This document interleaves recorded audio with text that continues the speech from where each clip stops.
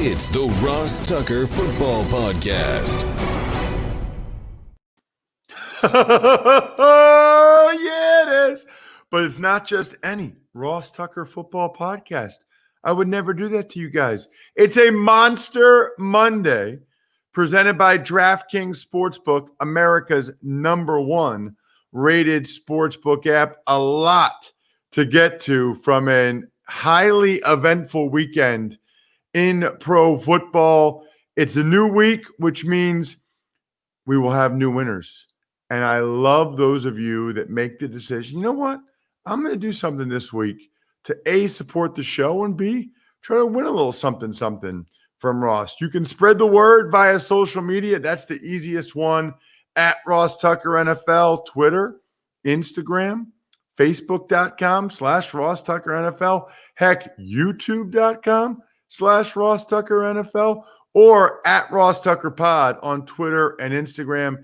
That is where you can see the excellent social media clips from intern Casey, who absolutely rocks. All we're looking for there would be a retweet or a like.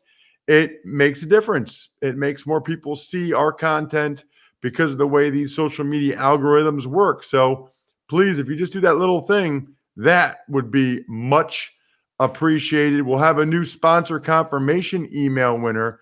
No more Madden codes, but we do have a couple of tricks up our sleeve. We still got a couple of things that we're going to put out there. Plus, I'm racking up some press passes now.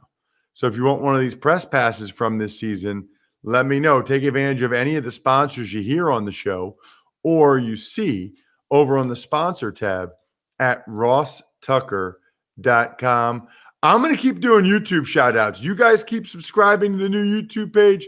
I'll keep doing YouTube shout outs. It's fun. It's the same thing people pay $25 for at Cameo. You get it for free. So I'm giving out a free $25 every week to a YouTube subscriber. I just did a Cameo shout out for someone that actually bought it on the Cameo app because they wanted me to do a shout out, a roast of their fantasy football buddies. So I'm giving them for free for YouTube subscribers, youtube.com/Ross Tucker NFL. It's Big Show time. The Big Show. Good morning, Ross. So let's get to week 5 in the NFL. We'll get to all the games as we always do, but overall thoughts from this week. Very entertaining week. It was. I mean, there's a lot in terms of big stories, big topics. I mean, I just have written down the Alex Smith story. Incredible. Absolutely incredible. Now, you know, I've said before, I did not think that he would actually put himself in harm's way again. I am surprised by that. He is a very smart guy, which means he must have had multiple medical opinions that told him he is not putting his leg at risk by going out there again. I am surprised. I do not think it would be the choice that I would make with the perspective I have now, but it's not my choice to make. It's his. And he is a great example of perseverance to so many people out there, including his family. That was unbelievable. Absolutely unbelievable. That's number one. Number two, all of the schedule changes. It's crazy. I mean, it's hard to keep up with it. It's like a Rubik's Cube at this point. You know, there's no Patriots Broncos today. That's now next Sunday. The Dolphins now have a bye that they weren't supposed to have, which they're probably not thrilled about the way they've been playing. Chiefs Bills has been pushed back, which makes it seem like I think I'm not going to be calling that game anymore officially, which is very disappointing from my personal perspective. Other stories, I think the Dak injury, absolutely devastating. You know, you guys know how I feel about that. I want every player who has the gifts that Dak has and who's worked as hard as he has, I want all of them to earn every penny they can before they suffer devastating injuries like this. Now, I still think Dak will get a lot of money. I don't know if he's still going to get every penny that he was going to get. I don't know how that happens, right? I mean, in the contract negotiations, maybe the Cowboys franchise tag him again. I don't know how that happens because they're not going to be sure how he's going to come off of this injury. So first and foremost, devastating injury, tough to watch. I certainly hope that he gets healthy and gets better. We'll get into what it means for the Cowboys later. But I'll also say Dak made a decision. We all make decisions in life and accept certain risk. He made the decision to play on a 1-year contract rather than getting 100 million guaranteed or whatever it would have been. And he knew that this was a possibility, and that's life. I'm not going to be critical of him for it. He kind of like Alex Smith. Both of those guys have made decisions that honestly I would not have made, I don't think. I think I probably would have accepted the best offer from the Cowboys if I were Dak. Same with Alex Smith. I don't think I would have played, but I'm not actually in their shoes. Don't have access to all the same information. So who knows? Let's just hope he gets better, and let's hope he still gets a great contract. Double-digit underdogs pulling it off. I mean, pretty impressive, or at least, big underdogs like the Dolphins, the Raiders. Very impressive. And then the Atlanta Falcons did what I think a lot of us thought was coming. I think it's the right move. They fired general manager Thomas Dimitroff and head coach Dan Quinn. Should be noted, I know both those guys, and I really like both those guys. And I happen to think that they're good at their jobs. I think they proved in Atlanta that they were good at their jobs. But it's hard. It's hard to be a consistent winner. It's hard to keep it going. And sometimes it's just time to move on. I mean, Andy Reid, it was time for him to move on from the Philadelphia Eagles. He went to the Chiefs and won a Super Bowl. For these guys, it was pretty clear that it had run its course and it was time to move on from the Atlanta Falcons. So I've got no problem with that. What I do have a problem with is certain people that are left unprotected. Trust me when I tell you, you don't realize how bad of a feeling that is until something happens at your house. I've told you guys at least 5 times at this point. When I was in 7th or 8th grade, some people broke into our house while we were upstairs sleeping, which is an awful feeling. I've also had an incident here at my new home more recently. So what I would tell you guys is if you don't already, please consider getting a home security system. Simply Safe is phenomenal. They have professional monitoring that keeps watch day and night, ready to send police, fire, medical, whatever you need. They have an arsenal of sensors and cameras to blanket every room if you want. There's no contract, no pushy sales guy, no hidden fees, no fine print. And again, $15 a month. It'll be, especially if like you're away all day or away for a couple of days. It's nice to come back and you hear that and okay, nobody was here. Try Simply Safe today at simplysafe.com/Tucker. You get free shipping and a 60-day risk-free trial. There's nothing to lose. That's simplysafe.com/Tucker. Tuck's Takes. Let's go in depth with all these games, and then we'll start with the Rams. They beat Washington 30-10. As you talked about, Alex Smith, just amazing to see him out there, despite getting sacked 6 times. Yeah, welcome back, Alex. The Rams were all over him, and frankly, he does not move as well as he used to. He lost a significant amount of muscle tissue. He's not going to move as well as he used to. So I think this will be the game plan for teams if he's playing, although Ron Rivera came out and said Kyle Allen will start the next game. Kyle Allen took a big shot from Jalen Ramsey, which is why he was knocked out of the game. Jalen Ramsey is a real football player, man. The coverage, the physicality, wow. I mean, he is keeping it real. So anyway, point is, Alex cannot move around as well. That's pretty clear. Aaron Donald had 2 sacks. Troy Reeder, former Penn State linebacker who transferred to Delaware, had 3 sacks. Good for him. Goff was kind of in rhythm most of the game, especially early. That Rams offense with the O-line playing the way it is and Goff doing what he's doing, when they're in rhythm like they were, it's a pretty thing to watch. Hitting Cup, hitting Woods.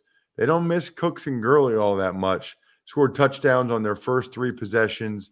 The only other thing that was interesting was that Washington sent Dwayne Haskins home. He evidently was dealing with some type of stomach bug. I'm going to believe them.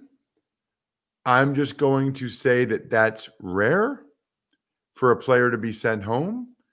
And given the other events of the week, it's also unique that this happens to be the week that Dwayne Haskins has a stomach bug. Tuck's Takes. Pittsburgh Steelers are 4-0 for the first time since 1979. Chase Claypool, 3 touchdowns in the win over Philadelphia. Yeah, this was kind of a crazy game. I don't think anybody expected 38-29. I know I certainly didn't. I think Steve Fezzik on the Even Money podcast took the under, and I don't think it was a bad call until the game happened. Stunned by this. I mean, the Eagles scored 4 touchdowns, which is way more than I thought they would, and still lost by 9 points. Awful. The defense really, really did not play nearly well enough for the Philadelphia Eagles. Miles Sanders had a big game, really primarily just that huge run.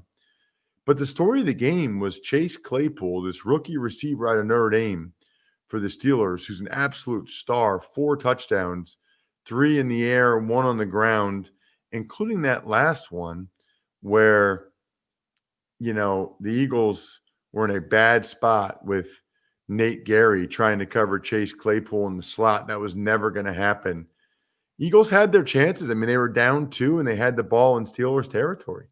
Jake Elliott missed a field goal to take a lead. They had their chances to sneak out of Pittsburgh with a win, which would have been absolutely gigantic. Travis Fulgham, the receiver for the Eagles, who they just got like at the end of training camp, unbelievable. He had like 10 catches, 150 yards. A bunch of them were contested catches. He was incredible and a great sign that Wentz trusts him and will feed him even in those contested catch situations. He looks like a real find for the Eagles. There were some questionable calls, but it was overall a very entertaining game. Neither defense really played as well as you would think. Tuck's Takes. Kyler Murray scored a touchdown in the air and on the ground, finishing the day with a career-high 380 yards passing. Cardinals over the winless Jets, 30-10.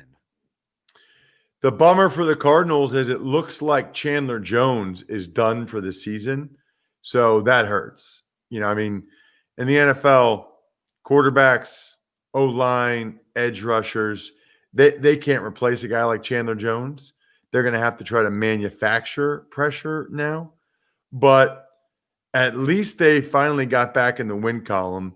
Kyler Murray threw for a career high, like 380, I think. They had over 500 yards of offense. Jamison Crowder, really the only bright spot for the Jets. You got to think that Adam Gase is the next one to get fired. I don't care what Chris Johnson said before. They're just being stubborn at this point. I mean, absolutely brutal. Buda Baker was back and had a big day. Dennis Gardeck, I don't even know who that guy is, had a couple sacks that the Cardinals really needed. Tuck's Takes. Down by 11 points in the first half, the Raiders' defense limited Kansas City to just 3 points over 6 consecutive possessions. Vegas finished off the Super Bowl champs 33-24. Huge win for the Raiders, although I thought the score was 40-32. Was it? Maybe I copied and pasted something wrong.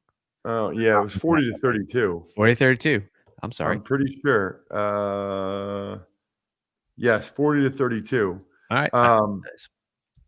but what an amazing game. And this is the third game this year, Bry, in which the Chiefs have shown some vulnerabilities. And look, they still might win the Super Bowl, whatever, but this is why I said so hard to repeat.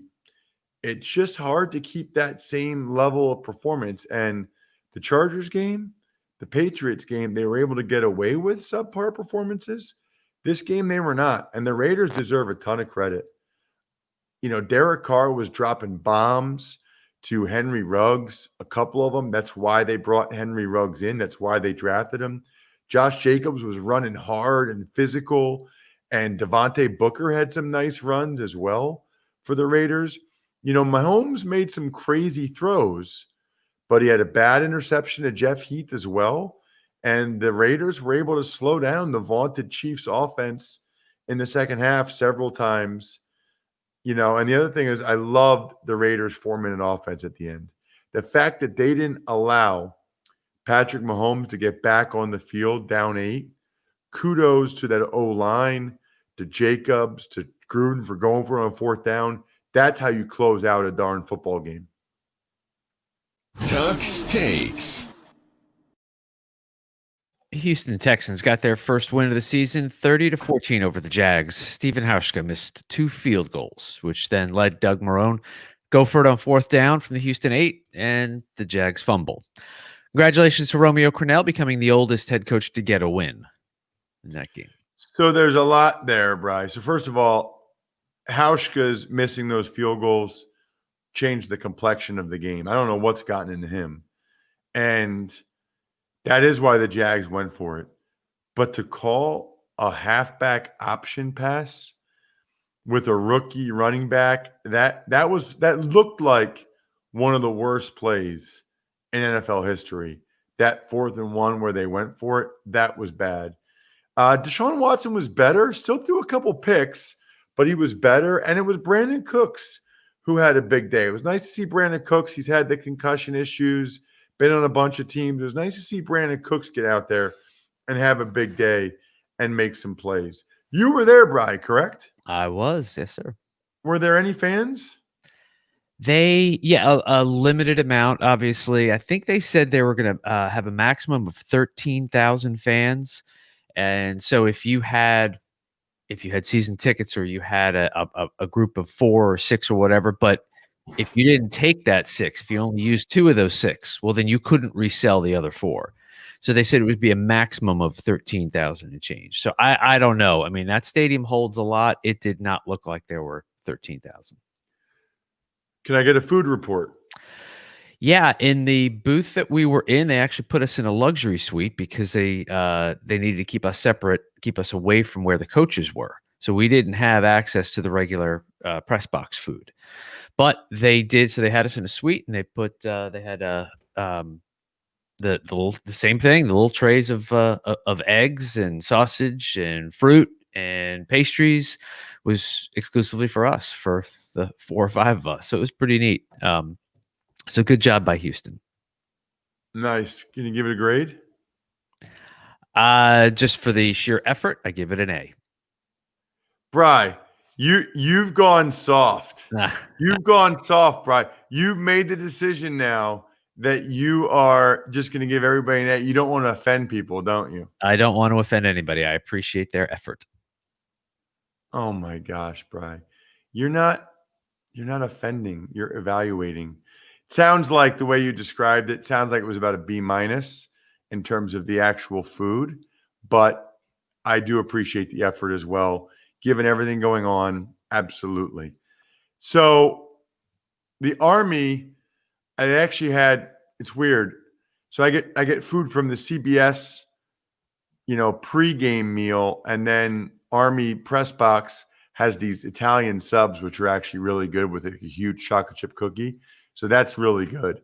And this week I had half of the sub at halftime and then the other half of the sub on my drive home.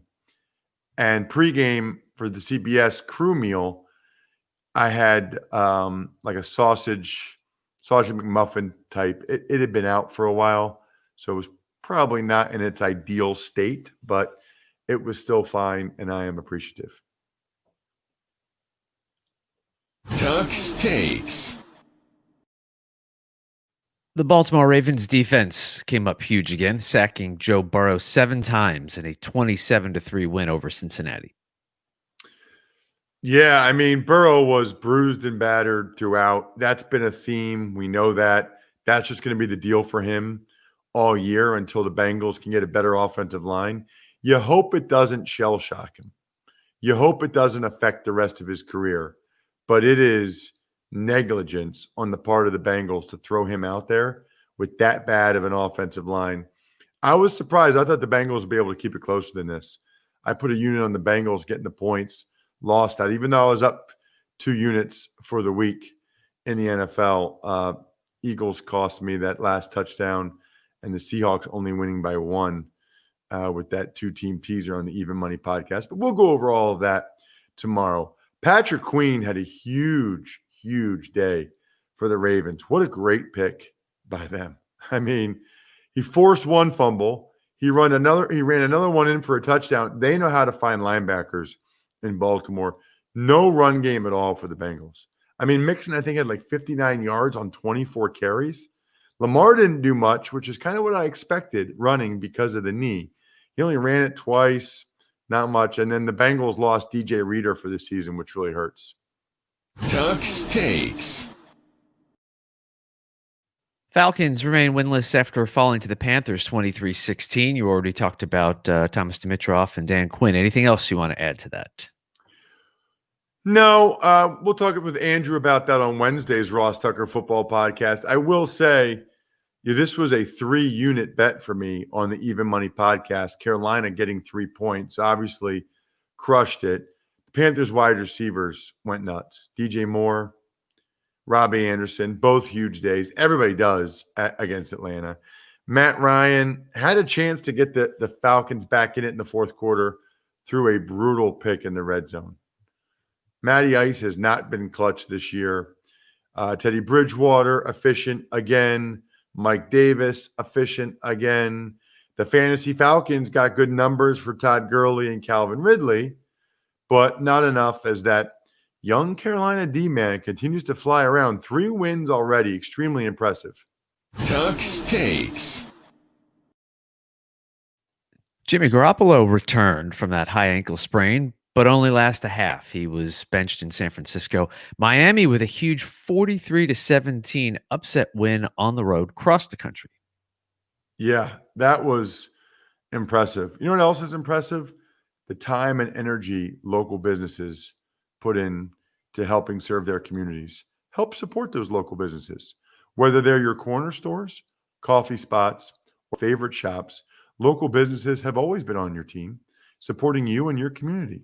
They remember your order and call you by name, always giving back, making a difference, and going that extra mile. But right now, more than ever, local businesses need our support. So let's be there for them. The next time you go shopping, help your team score and choose to shop at local businesses. And while you're there, look for the contactless symbol and tap to pay with a contactless Visa to help support your community, because where and how you shop matters.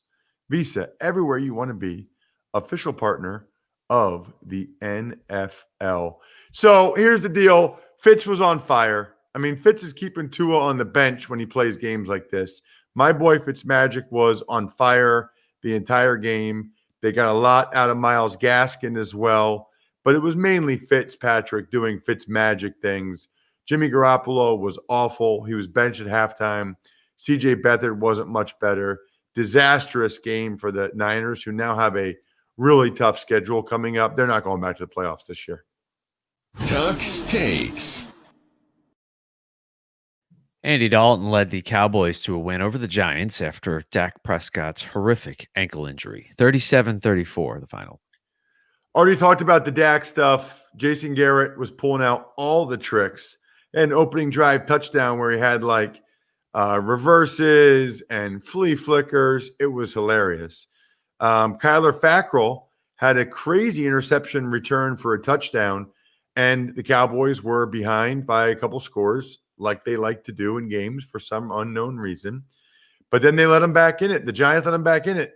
Daniel Jones had a fumble return for a touchdown to tie it up. Daniel Jones turnovers kill the Giants. They kill them. The Giants getting a penalty on that fake field goal touchdown absolutely killed them. Meanwhile, the Cowboys came back with that Philly special. CeeDee Lamb is legit. The Giants got a great effort from Graham Gano, just dropping bomb field goals. It was awesome. But ultimately, this is why you bring in a guy like Andy Dalton. Andy Dalton comes off the bench, makes a couple big plays to Michael Gallup, who I continue to think is a terrific football player, so that the Cowboys could get the game-winning field goal drive as time expired. Brutal loss for the Giants. Very, very winnable game. And the Cowboys are in first place with Andy Dalton as their quarterback. Tuck's Takes. Cleveland Browns beat the Indianapolis Colts 32-23. And the last time Cleveland started 4-1, guess who was their head coach? Bill Belichick. You got it. When's the last time they made the playoffs? 2002? I mean, they got a great chance now. I'm glad I was all over the over for the Cleveland. I thought coaching, you watch them, coaching makes a huge difference, man. A huge, huge difference. You know, Frank Reich, I'll give him credit, ran a tricky play for a touchdown on 4th and 2. But in the first half especially, I thought Baker Mayfield was terrific, extending a play to get a touchdown on the goal line. He just generally had an outstanding first half. Rivers struggled in the second half. He had that pick six that for Ronnie Harrison to make the score 27-10. But the Colts actually got back in it. I mean, Isaiah Rodgers, I called his game at UMass last year. He had a kickoff return for a touchdown. There was a bad Baker Mayfield interception to Bobby Okereke that, gave the Colts the ball back again. Jarvis Landry had back-to-back drops, which really hurt the Browns. Uncharacteristic, but a safety in between those. Rivers got an intentional grounding in the end zone. That really hurt them because that made it a 9-point game, made it a 2-score game. And then Rivers had another terrible interception later in the half where he was just scrambling. He was kind of out of his element and threw it right to a guy. Tuck's Takes. Sunday Night Football featured the Vikings and the Seahawks. Seahawks now 5-0 for the first time ever after knocking off Minnesota 27-26. This was a wild game. I mean, the Vikings got off to a terrific start, primarily riding Dalvin Cook, who then hurt his groin later. They're up 13-0 at halftime. And I'm sitting there thinking, wait a minute. The team that couldn't stop anybody, Minnesota, is allowing the team, is shutting out the team that could score at will, Seattle. But yeah, that was what was happening. That was the story. That was what happened.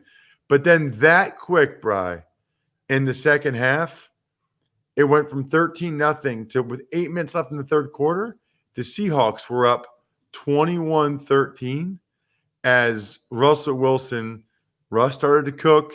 Chris Carson did his thing. It was impressive. But, I'll give the Vikings credit. I really thought they'd lay down at that point. I thought that was kind of it. No. They came back, and Adam Thielen scored a couple of touchdowns to get the Vikings the lead again. It was 21-13. Scored a touchdown, 21-19. Scored another touchdown, 26-21. Late in the game, Zimmer tries to end it on 4th down. They get stuffed. Bad run by Alexander Madison, who had a pretty good game himself, but a bad vision. Should have bounced it to the right. They get stuffed. Could have kicked the field goal. I didn't hate the decision. Didn't like the result, obviously. And then ultimately, Russell Wilson did what he always does, which is why people say, oh, he doesn't win that many, the close games. Yeah, that's what Russell Wilson does. He wins the close games. That's exactly what he did. 27-26. Seahawks did not get their 2-point conversion, which ruined my 2-team teaser. Such is life. Bad loss for the Vikings. They had a chance to stay in the mix. Now they're kind of out of it. Seahawks staying at the head of the class in the NFC. And that's about it, Bri. I think I'll just say shop local with Visa to help support your community, because where you shop matters. Visa, everywhere you want to be. I'll also remind everybody that the College Draft Podcast is rolling. We are now one weekend away from the Big Ten starting, which will be awesome. October 24th. Very much looking forward to that. But there's other games that we're previewing today on the College Draft Podcast you're going to want to check out.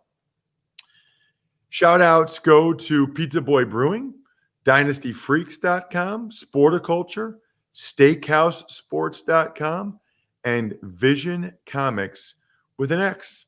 I think we're done here. Thanks for listening to the Ross Tucker Football Podcast. Make sure to also subscribe to the Fantasy Feast, Even Money, Business of Sports, and College Draft. All available at Apple Podcasts, RossTucker.com, or wherever podcasts can be found.